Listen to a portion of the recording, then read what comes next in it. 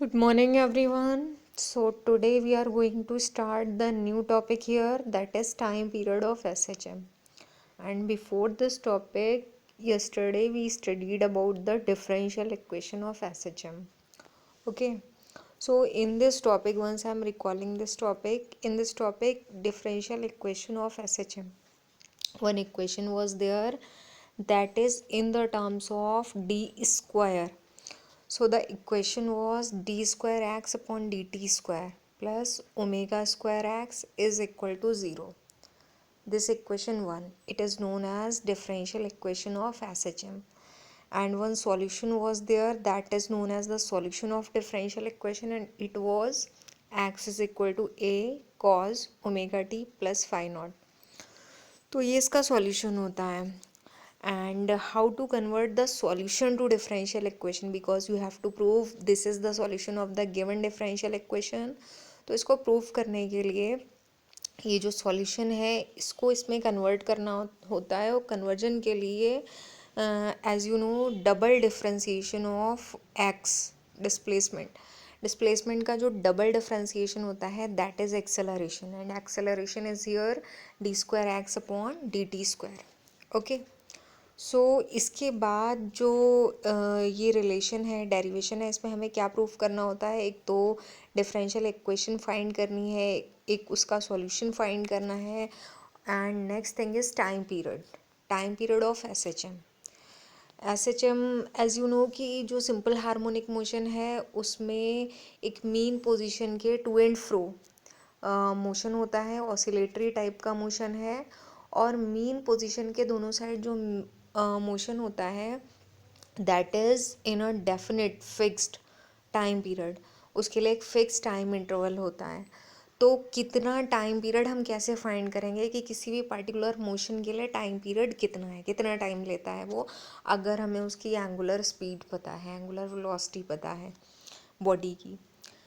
तो हमें क्या करना होता है, इसके लिए हमें एक जनरल रिलेशन फाइंड करना है that will be of time period. Okay, तो हम कैसे फाइंड करेंगे, तो उसका भी थोड़ा सा छोटा सा डेरिवेशन है यहाँ पर. तो हेडिंग लिखा है time period of SHM.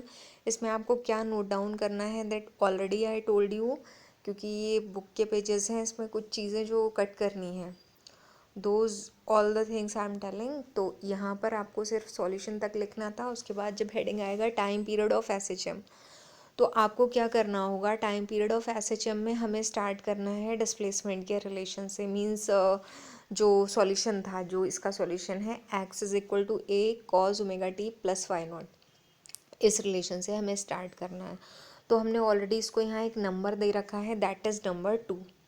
So here, क्योंकि इसी डेरिवेशन का पार्ट है, so here you are writing time period of SHM. Okay, so time period of SHM heading लिखने के बाद में आप लिखेंगे कि in above equation, that is equation number 2. तो इक्वेशन नंबर 2 में आपने क्या किया है, रिप्लेसिंग टी, जो यहाँ पर स्मॉल टी है उसको रिप्लेस कर दिया है, एक चेंज किया है टी के प्लेस पर. जो टाइम हमने टी लिखा था, टी का मतलब कोई भी टाइम इंस्टेंट, तो टी के प्लेस पर आपको लिखना है T plus two pi upon omega, T plus two pi upon omega. Okay, तो जो टाइम इंस्टेंट है उसको हमने रिप्लेस किया है T plus two pi upon omega से. इसका मतलब ये हुआ कि जो टाइम है उसमें, क्योंकि टू पाई अपॉन ओमेगा जो है that is a fixed value, आपको पता है ओमेगा एंगुलर स्पीड होती है, और टू पाई जो है वो इस तरह का, अगर आप वेव का डायग्राम बनाते हैं तो ये हाफ साइकिल, इसमें जो टाइम इंटरवल लगेगा वो पाई होगा 180, और बाकी की रेस्ट हाफ साइकिल में जो टाइम लगेगा दैट इज़ अगेन पाई. तो टू पाई का मतलब होता है ये कंप्लीट टाइम. ओके, अगर मोशन पूरा सर्कुलर है तो यहाँ से यहाँ तक बॉडी को दोबारा अपनी पोजीशन तक आने में जो टाइम लगेगा, जो एंगल ट्रेस करेगी बॉडी सेंटर पर, दैट विल बी टू पाई. तो टी को अगर हम रिप्लेस करते हैं T plus two pi upon omega से, तब रिलेशन क्या आता है, तो रिलेशन वही आना चाहिए जो पहले था, यानी कि A cos omega T plus phi naught, यानी कि उसकी पोजीशन वही रहेगी two pi upon omega time interval के बाद भी. ओके, तो t plus two pi upon omega का चेंज जब हम अबव रिलेशन में करेंगे, तो हमने लिखा था x is equal to A cos omega T plus phi naught. तो यहाँ पर a cos omega as it is t के प्लेस पर आपने किया t plus 2 pi upon omega plus phi naught again as it is. आप इस change के बाद इसको जब सिंप्लीफाई करेंगे तो a cos, अब ये ब्रैकेट को सिंप्लीफाई करते हैं तो ओमेगा से मल्टीप्लाई होगी ओमेगा टी प्लस जो दूसरा टर्म है उसमें 2 पाई हो जाता है और प्लस ये phi naught last term as it is.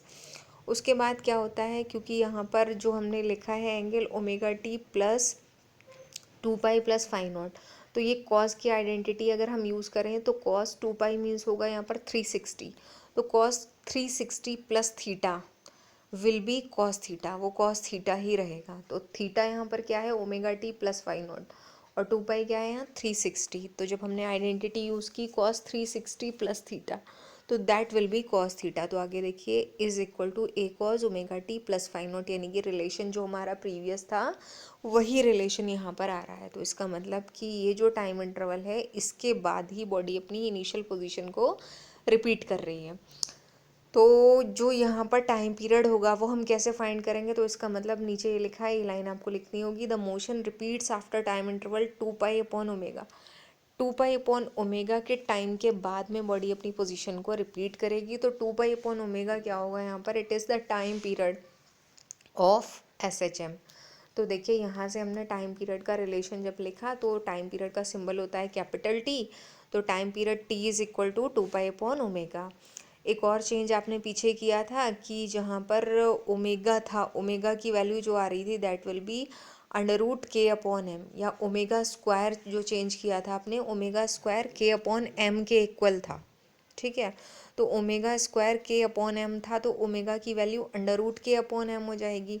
तो यहाँ पर आपने ये चेंज पुट कर दिया। तो टाइम पीरियड का आपको याद रखना होगा, रिलेशन होता है t is equal to 2 pi upon √k/m, या सिंप्लीफाई करके आप लिख सकते हैं t is equal to 2 pi √m/k। m numerator में आ जाएगा क्योंकि डिनोमिनेटर में है तो ये रेसिप्रोकल हो जाएगा 2 पाई √m/k। और इनको सिंबल्स को अगर एक्सप्लेन करें तो m जो है वो मास या इनर्शिया फैक्टर भी कहलाता है, k स्प्रिंग फैक्टर है। तो यहाँ तक आपको लिखना है, ये आपको नहीं लिखना है, t is equal to 2 pi √m/k, बस इस रिलेशन तक आप कंप्लीट करेंगे और आगे कुछ भी एक्सप्लेन नहीं करना है। तो ये आपका डेरिवेशन जो है वो कंप्लीट हो गया है, जिसमें डिफरेंशियल इक्वेशन ऑफ SHM है, उसका सॉल्यूशन है और क्या फाइंड करना है साथ में, टाइम पीरियड। तो इसके बाद आते हैं हम नेक्स्ट टॉपिक पर। ये टॉपिक जो है 9th से रिलेटेड है, 9th क्लास में ऑलरेडी आपने ये पढ़ रखा है टॉपिक। तो इसमें क्या करेंगे, heading will be some important terms connected with SHM simple harmonic motion को प्रॉपरली स्टडी करने के लिए some terms are there, some definitions are there which you have to study. Question आपको नहीं लिखना है, डायरेक्ट आप टॉपिक्स पर आएंगे तो आप इसके बाद 1 बाय 1 लिखते जाएंगे। सबसे पहले harmonic oscillator, first heading first definition will B harmonic oscillator. तो इसमें हार्मोनिक ऑसिलेटर क्या होता है, harmonic oscillator is a kind of body, एक ऐसी बॉडी है, एक ऐसा पार्टिकल कह सकते हैं that is executing simple harmonic motion. तो कोई भी ऐसी बॉडी जो SHM पजेस कर रही है, सिंपल हार्मोनिक मोशन कर रही है, वो कहलाती है harmonic oscillator. Then second definition will be of displacement. तो डिस्प्लेसमेंट आपको यहाँ SHM के टर्म्स में बताना है। तो डिस्प्लेसमेंट का मतलब होता है कि बॉडी मीन पोजीशन से जितनी डिस्प्लेस्ड है, जितनी मीन पोजीशन से उतने उसने मैक्सिमम डिस्प्लेसमेंट कवर की है किसी भी टाइम इंस्टेंट पर, that is known as displacement. तो यहाँ आप डेफिनेशन में लिखेंगे the distance of the oscillating particle या बॉडी लिख सकते हैं from its mean position at any instant is called its displacement, it is denoted by x। Okay, तो यहाँ पर ये जो एक्स्ट्रा लिखा है in this para this will not write. उसके बाद थर्ड नंबर पर आप आएंगे एम्पलीट्यूड।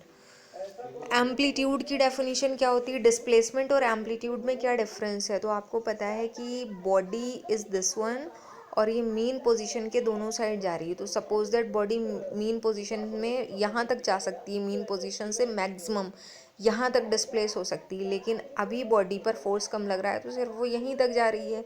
तो डिस्प्लेसमेंट मीन्स कि बॉडी की किसी भी टाइम इंस्टेंट पर मीन पोजीशन से कितनी दूरी है, वो डिस्प्लेसमेंट कहलाता है। और मीन पोजीशन से जो मैक्सिमम डिस्प्लेसमेंट होता है that is known as amplitude. तो इसमें मैक्सिमम वर्ड अगर लगा देंगे तो डेफिनेशन बन जाएगी the maximum displacement of the oscillating particle on either side of its mean position is called its amplitude। ये लिखना है, denoted by a लिखना है, और ये रिलेशन भी आप लिखेंगे क्योंकि मैक्सिमम डिस्प्लेसमेंट को एम्पलीट्यूड कहते हैं। तो x डिस्प्लेसमेंट का सिंबल है, इसके सफिक्स में मैक्स लगा देंगे। x maximum is equal to plus minus A, इसलिए लिखा है क्योंकि अगर इस डायरेक्शन में है तो प्लस ए, और अगर बैक साइड है तो माइनस ए। ओके, उसके बाद फोर्थ नंबर हेडिंग जो आपका है ऑसिलेशन और साइकिल। तो ऑसिलेशन और साइकिल का मतलब क्या होता है, तो आपको पता है कि ऑसिलेशन, एक ऑसिलेशन क्या कहलाता है, यहाँ से यहाँ तक आना। तो वन कंप्लीट मोशन जो होता है बैक एंड फोर्थ, जैसे अगर आप बॉडी के टर्म्स में लिखेंगे तो ये दोनों साइड बॉडी जा सकती है। तो बॉडी ने कहाँ से चलना स्टार्ट किया, यहाँ से, this is the mean position.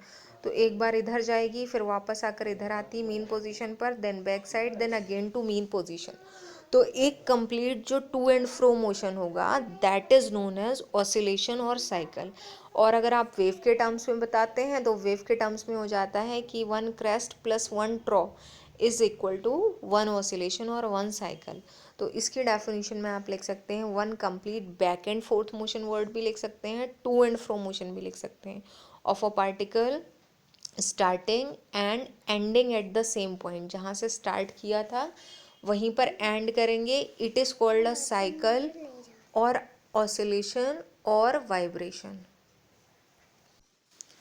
Then after this, the next heading, next definition will be time period।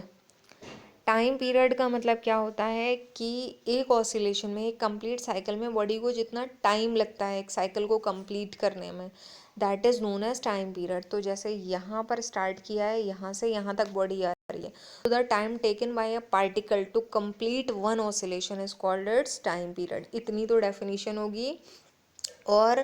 और जो डेफिनेशन है उसमें लिखा है it is the smallest time interval after which the oscillatory motion repeats. इसको आप स्किप कर दीजिए, बस एक ही डेफिनेशन लिखिएगा, the time taken by a particle to complete one oscillation is called its time period. बस इतना लिखना है, और इसके साथ में आप लिख देंगे इसका symbol, it is denoted by capital T.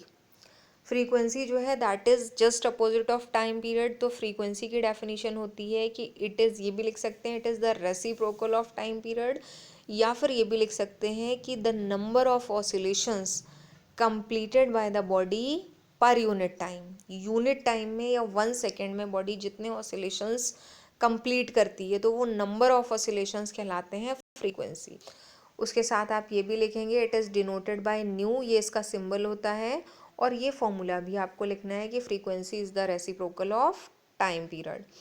उसके बाद आप फ्रीक्वेंसी की यूनिट भी लिखेंगे, क्योंकि टाइम पीरियड की रेसिप्रोकल है, टाइम पीरियड सेकंड में होता है तो फ्रीक्वेंसी पर सेकंड होगी, या फिर जो यूनिट ज़्यादा यूज़ होती है दैट इज़ हर्ट्ज़, तो पर सेकंड और हर्ट्ज़। तो ये होती है फ्रीक्वेंसी की यूनिट। उसके बाद एक और वर्ड आपको यहाँ मिलेगा एंगुलर फ्रीक्वेंसी। तो look at this, angular frequency क्या होती है। एंगुलर फ्रीक्वेंसी, जिसको यहाँ पर एंगुलर वेलोसिटी या एंगुलर स्पीड भी बोला था मैंने, उसका जो प्रॉपर नेम है वो एंगुलर फ्रीक्वेंसी होता है। तो एंगुलर फ्रीक्वेंसी में आप लिखेंगे कि इट इज़, ये भी लिख सकते हैं कि it is the product of 2 pi and frequency है। जैसे यहाँ लिखा है it is a quantity obtained by multiplying frequency by a factor of 2 pi. Frequency को 2 पाई से मल्टीप्लाई कर दें अगर, तो we get angular frequency denoted by omega. और क्योंकि आपको पता है फ्रीक्वेंसी और टाइम पीरियड एक दूसरे के रेसिप्रोकल होते हैं, तो न्यू को हम रिप्लेस कर सकते हैं 1/t से। तो ओमेगा इज इक्वल टू 2 पाई/t। अब अगर आप इसकी यूनिट फाइंड आउट करते हैं तो 2 पाई की यूनिट होती है रेडियन, क्योंकि वो एंगल है, और टाइम की यूनिट है सेकेंड, तो अपॉन में आ रहा है रेडियन पर सेकेंड। ओके, और एक लास्ट डेफिनेशन है फेज़। तो फेज़ का मतलब ऑलरेडी मैंने आपको बताया था कि जैसे अगर वेव का स्ट्रक्चर इस तरह का है तो पार्टिकल की पोजीशन की, किसी पर्टिकुलर इंस्टेंट पे पार्टिकल कहाँ है, यहाँ पर जो भी पोजीशन है वो फेज़ कहलाती है। तो phase of a vibrating particle at any instant gives the state of particle as regards its position and the direction of motion at that instant. यही डेफिनेशन आपको लिखनी है कि उसकी पोजीशन और डायरेक्शन ऑफ मोशन किधर है। और फेज किससे डिनोट होती है, तो आप ये एक्स्ट्रा कुछ नहीं लिखेंगे, डायरेक्ट आप लिखेंगे in this relation phi naught is the initial phase and normally phase का जो फॉर्मूला होता है that is omega T plus phi naught, जो एंगल है वही फेज है। ओके, तो आज का आपका जो रिवीजन है वो यहीं तक है। Tomorrow tomorrow we will start from the next. Okay, thank you.